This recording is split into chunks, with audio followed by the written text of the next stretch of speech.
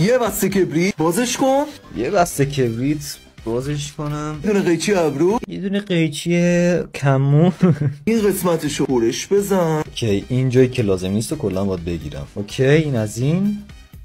حالا جعبه اصلی کنارهاشو بگیر. این دوتا رو باید بگیرم. اوکی اینم از این بنازم. دو طرفو خم کن. اوکی اینا رو خم کنم. دو طرفش.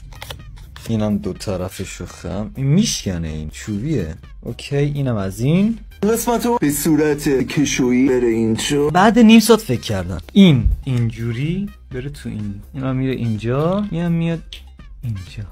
فکر کنم اینجوری گفته باشه دیگه. فکر کنم چوب کبریتامونو صاف میذاریم داخل اینجوری. اوکی حالا بر فرض مثال ما همشو گذاشتیم اینجا.